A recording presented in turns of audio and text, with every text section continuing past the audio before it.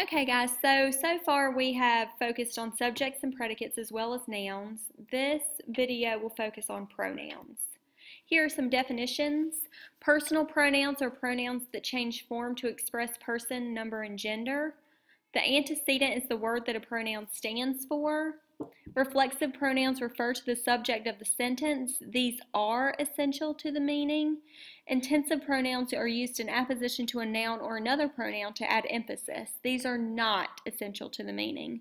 Indefinite pronouns are pronouns that do not refer to a definite person, place, or thing. Here are some examples. Julie wanted to watch her sister play in the soccer game tonight, so she finished her work early. Julie is our antecedent. Her, she, and the second her are our pronouns, and we know that her, she, and her all refer to Julie. Here's another example. Because of his failing grade in language arts, Tom could not go to the game. Tom is our antecedent and his is our pronoun. We know that his refers to Tom. Singular and plural pronouns. We know that singular is just one, plural is more than one. Here are some examples of singular personal pronouns. I, me, my, and mine are all examples of first person singular personal pronouns. You, your, yours are examples of second person singular personal pronouns. He, him, his, hers, she, her, it, its. Those are all examples of third person singular personal pronouns. Then we have plural personal pronouns. We, us, our, ours are all examples of first person plural personal pronouns.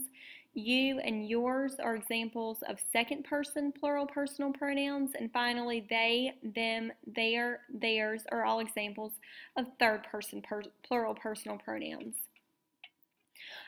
You can have masculine, feminine, or neuter, which is just neutral personal pronouns. So, for example, he, him, his, those are all examples of masculine pronouns. Feminine, hers, she, her, examples of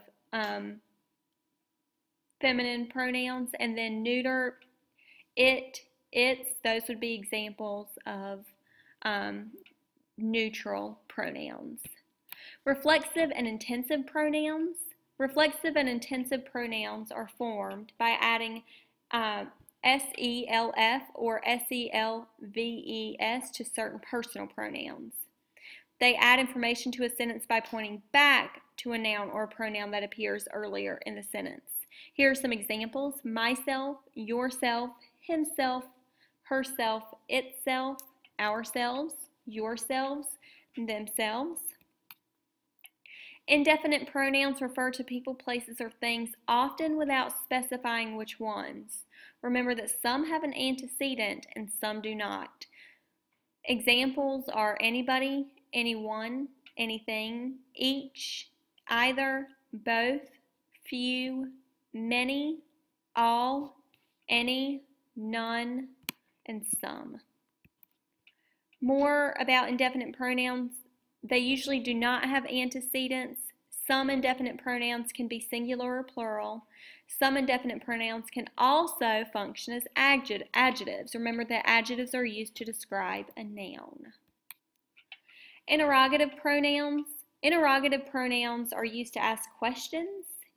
Some examples are who, whom, whose, which, and what. And an example of an interrogative pronoun being used is what sound is that? What being the pronoun. Reflexive pronouns. Reflexive pronouns introduce a subordinate clause and relate it to a word in a sentence. The word to which it is related is called the antecedent. Who, whose, whom, which, and that. And here is that example in a sentence. People who climb mountains run risks. People being the antecedent and who being the pronoun.